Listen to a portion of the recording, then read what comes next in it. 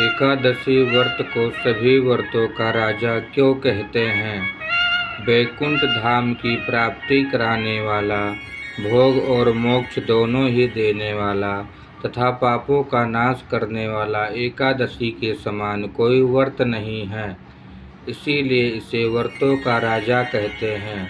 सभी व्रत व सभी दान से अधिक फल एकादशी व्रत करने से होता है। जैसे देवताओं में भगवान विष्णु, प्रकाश तत्वों में सूर्य, नदियों में गंगा प्रमुख है, वैसे ही व्रतों में सर्वश्रेष्ठ व्रत एकादशी व्रत को माना गया है। इस तिथि को जो कुछ दान किया जाता है, भजन पूजन किया जाता है, वह सब भगवान श्री हरि की पूजित होने पर पूर्णता को प्राप्त होता है। संसार के स्वामी सर्वेश्वर श्री हरि पूजित होने पर संतुष्ट होकर प्रत्यक्ष दर्शन देते हैं।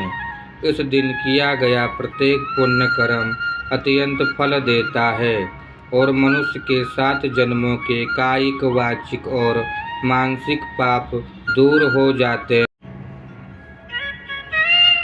भगवान विष्णु को अत्यंत प्रिय है एकादशी का व्रत की संक्षिप्त कथा। पूर्व काल में मूर दैत्य को मारने के लिए भगवान विष्णु के शरीर से एक कन्या प्रकट हुई, जो विष्णु के तेज से संपन्न और युद्ध कला में निपुण थी। उसकी हुंकार मात्र से मूर दैत्य राख का ढेर हो गया। वह कन्या ही एकादशी देवी थी। इससे प्रसन्न होकर भगवान विष्णु ने उससे वर मांगने को कहा। एकादशी देवी ने वर मांगा, यदि आप प्रसन्न हैं तो आपकी कृपा से मैं सब तीर्थों में प्रधान, सभी विघ्नों का नाश करने वाली व समस्त सिद्धि देने वाली देवी हूँ। जो लोग उपवास, नक्त और एक भुक्त करके मेरे व्रत का पालन करें, उन्हें आप धन, धर्म व मोक्ष प्रदान कीजिए। भगवान ने वर देते हुए कहा, ऐसा ही हो। जो तुम्हारे भक्तजन हैं वो मेरे भी भक्तजन कहलाएंगे। विभिन्न नक्षत्रों का योग होने पर एकादशी व्रत का महत्व और भी बढ़ जाता है।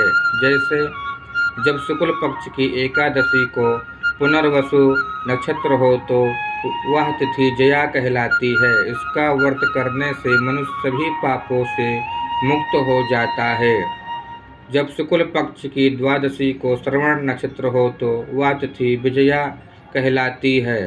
इसमें किया गया व्रत, दान व ब्राह्मण भोजन सहस्त्र गुना फल देने वाला होता है।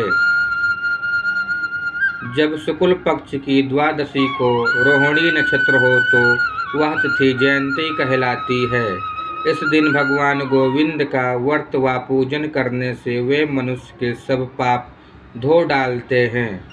जब शुक्ल पक्ष की द्वादशी को पुख नक्षत्र हो तो वह तिथि पापनाशनी कहलाती है। इसका व्रत करने से संसार के स्वामी प्रसन्न होकर प्रत्यक्ष दर्शन देते हैं। पुख नक्षत्र से युक्त एकादशी का व्रत करने से मनुष्य 1000 एकादशियों के व्रत का फल प्राप्त कर लेता है। इस दिन किए गए स्नान, दान, जप, होम, स्वाध्याय व देव पूजा का अक्षय फल माना गया है। गोदान व अश्वमेघ यज्ञ करने का जो फल होता है, उससे 100 गुना अधिक फल एकादशी व्रत करने को मिलता है। एकादशी व्रत के करने से सभी रोग व दोष शांत हो जाते हैं। मनुष्य को दीर्घायु, सुख, शांति व समृद्धि की प्राप्ति होती है। मनुष्य जीवन का उद्देश्य भगवान की प्राप्ति भी एकादशी व्रत से हो जाती है। चिंतामणि के समान एकादशी व्रत मनुष्य की सभी कामनाएं पूरी करता है। एकादशी व्रत का अखंड पालन करने से मनुष्य की 100 पीढ़ियों का उद्धार हो जाता है। एकादशी का व्रत क्यों करना चाहिए? यह संसार भोग भूमि और मानव योनि भोग योनि है। इसीलिए मनुष्य की स्वाभाविक रुचि भोगों की ओर ही रहती है। मनुष्य यदि भोगों में ही लिप्त रहेगा तो वह इस संसार में आवागमन के चक्र से मुक्ति नहीं हो सकेगा। संसार में सब कार्यों को करते हुए भी कम से कम पक्ष में एक बार मनुष्य को भोगों से अलग रहकर स्व में स्थित रहे और अपने मन व चित्त को सात्विक रखकर भगवान की प्राप्ति की ओर मुड़ सके। इसके लिए एकादशी व्रत का विधान किया गया है।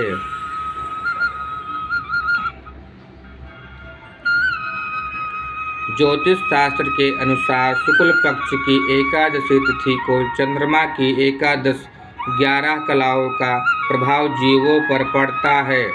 चंद्रमा का प्रभाव शरीर और मन पर होता है, इसीलिए इस तिथि में शरीर की अवस्था और मन की चंचलता बढ़ जाती है। इसी तरह कृष्ण पक्ष की एकादशी तिथि को सूर्य की एकादश कलाओं का प्रभाव जीवों पर पड़ता है। इसी कारण उपवास से शरीर को संभालने और इष्ट देव के पूजन से चित्त की चंचलता दूर करने और मानसिक बल बढ़ाने के लिए एकादशी का व्रत करने का नियम बनाया गया है। एकादशी व्रत करने से वात आदि कितनी ही तरह की व्याधियों से मनुष्य की रक्षा होती है। यदि उदय काल में थोड़ी सी एकादशी, मध्य में पूरी द्वादशी और अंत में थोड़ी सी भी त्रयोदशी हो तो वह त्रिस्पर्शा एकादशी कहलाती है। यह भगवान को बहुत ही प्रिय है।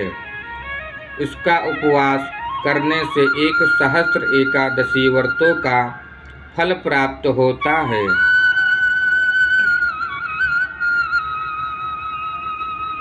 द्वादशी युक्त एकादशी का व्रत कभी नहीं करना चाहिए। ऐसा करने से संतान का नाश होता है और सद्गति विष्णु लोक की प्राप्ति नहीं होती है।